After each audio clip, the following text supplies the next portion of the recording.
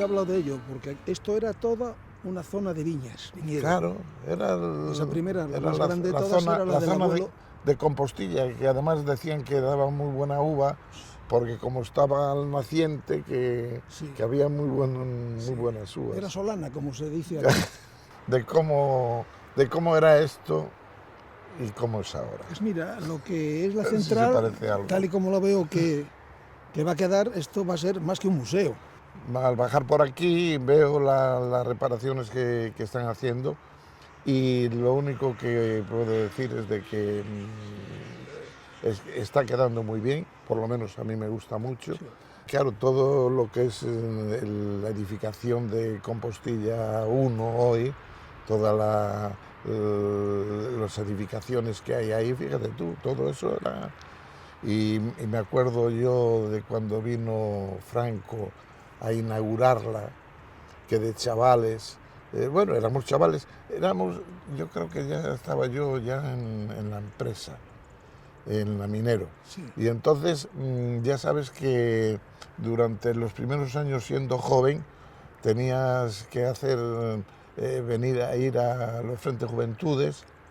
Obligatorio. Y entonces, pues oyes, el día que vino Franco, pues tuvimos que ir todos allí, bueno, oye, nos colocaron allí y a Franco y viva Franco y tal. Hay otra cosa, la presa del Boquín, que se llamaba, Donde veníamos a bañarnos. donde venimos a bañarnos porque cuando sacaban el carbón de las calderas de la central, cuando ya estaba quemado, iban con una vagoneta por una vía y lo echaban en aquella presa, una presa de cemento durante un tramo de unos 100 metros aproximadamente, si mal no recuerdo. Y además... Y el agua se calentaba muchísimo.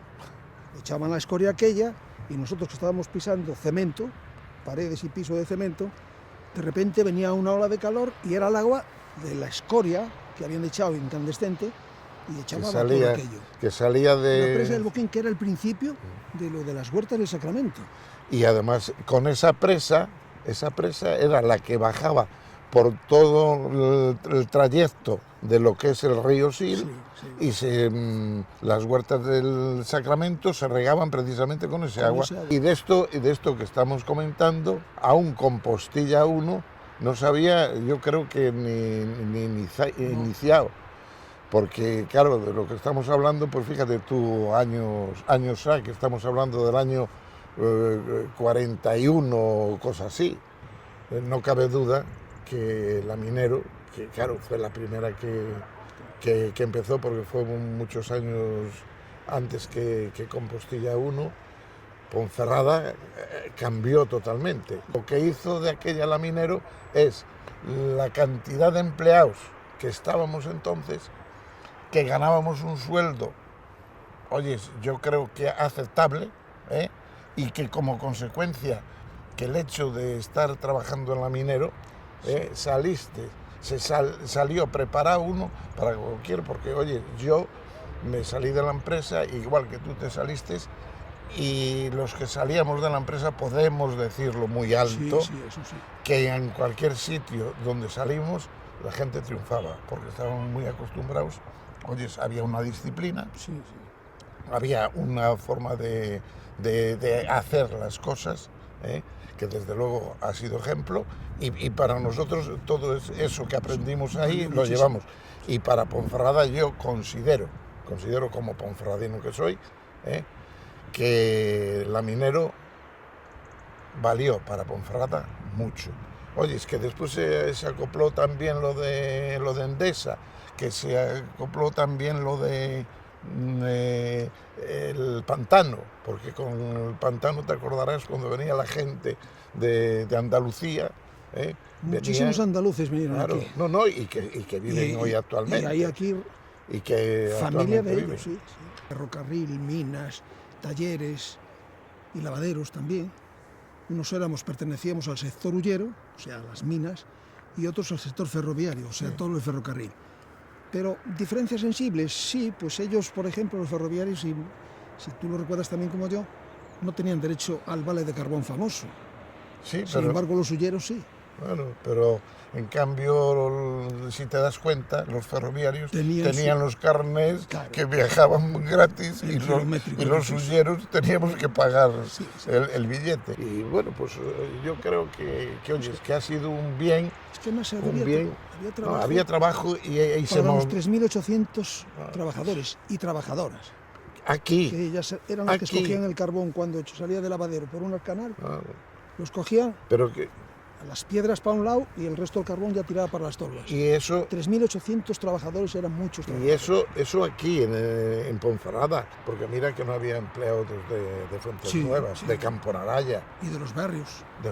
De los barrios que venían andando. Claro, andando. Un primo mío, que era un hombre grandísimo, y de cada paso que daba. Y el que tenía 100 pesetas para comprarse una bicicleta, de aquellas que tal, pues venía en bicicleta, pero andando la mayoría de ellos. Porque, oye, sin contar lo de Toreno, sin contar lo de Villablino y Cabualles.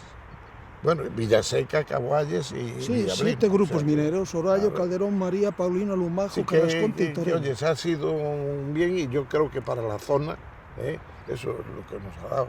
Porque acuérdate cuando la estación de Ponferrada, la estación del norte, era el de los puntos de la Renfe que más trenes había. Sí. Aquí lo único que había era un poco de agricultura, porque yo me acuerdo de mis abuelos que vivieron de la agricultura. Sí, yo pienso que la minero para esta zona fue la que fue la revolución completa. Lo que le dio el impulso y lo que tal. Claro, la gente después vivía, algunos todavía de la agricultura, pero porque trabajaban sus mujeres o sus hijos. Claro, y ellos en la empresa. La gente, oye, de los pueblos alrededor, las fincas que tenían las seguían trabajando, las trabajaban y venían a la empresa, y oye, una ayuda de un lado y otra ayuda de otro, pues oye, iba saliendo adelante. ¿Qué había? Nada. Había una fundición, que era lo de los hermanos Viloria, que tenían un taller mecánico, había nada más, pero todo eso nació al socaire de MSP. De MSP, que fue cuando cogía Sin MSP esto sería un pueblo grandón, pero un pueblo casi muerto. Nuestros nietos, si le contamos las peripecias, que para nosotros no fueron peripecias, sino que fue la vida, nuestra vida y estos ni lo creen, ni lo pasan a creer, ni le dan importancia.